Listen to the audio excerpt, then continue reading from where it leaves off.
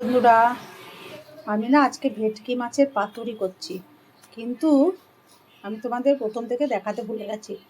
মাছগুলো আগে গরম জল আর নুন আর লেবু দিয়ে মাখিয়ে রেখেছিলাম। তারপর এই যে সর্ষে, সাদা সর্ষে, কালো সর্ষে, পোস্ত আর কাজু আর কাঁচা লঙ্কা দিয়ে পেস্ট করে এটা এর মধ্যে ম্যারিনেট করে নিলাম। আর কাঁচা লঙ্কা দুটো তিনটে যেমন স্বাদ অনুপাতে কাঁচা লঙ্কা, এরপর দেবো আমি এইটাতে হলুদ দেবো আর দই দেবো, টক দই, জল ঝরানো টক দই। তো এটা এখন ম্যারিনেট হয়ে যাক, তারপরে দেখাচ্ছি তোমাদের আবার। আমি না তোমাদের প্রথম থেকে একদম দেখাতে ভুলে গেছি গো। মাছগুলো আগে গরম জলে নুন দিয়ে রাখলাম, তোমাকে বললাম তোমাদের। তারপরে এই যে মিক্সির জারে সর্ষে, কালো সর্ষে, সাদা সর্ষে, কাজু, 4-5টা কাজু, পোস্ত, কাঁচা লঙ্কা দিয়ে পেস্ট করলাম।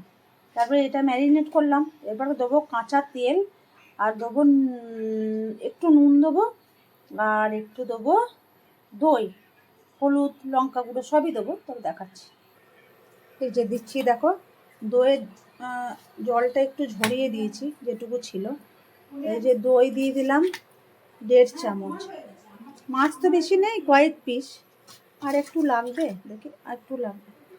তারপর দিয়ে দিলাম হলুদ, দিয়ে দিলাম একটু লঙ্কা। বেশি হয়ে গেল কি লঙ্কাটা, আমি আবার ঝালটা কম খাই। তুলে দিলাম। তারপরে দিয়ে দেবো এখন তেল, কাঁচা তেল, কাঁচা তেল, আর একটু দিয়ে দেবো নুন, দিয়ে দেবো একটু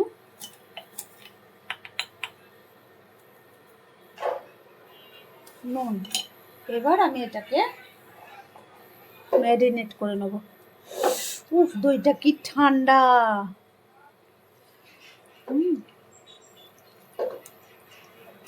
চলো আমি এটা ম্যারিনেট করে নিই।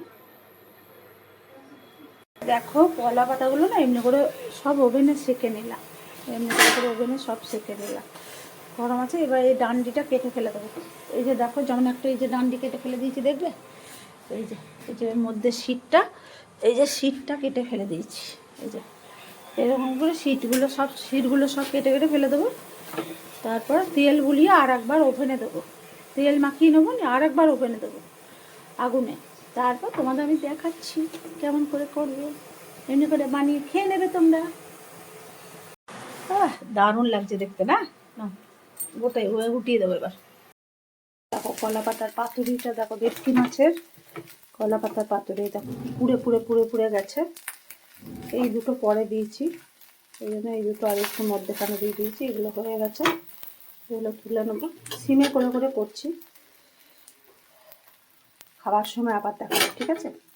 করবো। দেখো পোস্ত ভেজেছি, পোস্তকে একটু কাঠখোলায় ভেজে নিয়েছি, মানে এই ফ্রাই প্যানটাতে ভেজে নিয়েছি। এটা আমি এখন ঠান্ডা হলে বাটবো মিক্সিতে, আর এই যে বা শিলেও বাটতে পারি। এই যে দেখছো চাল গুঁড়ি আছে, সন্দেশ, আর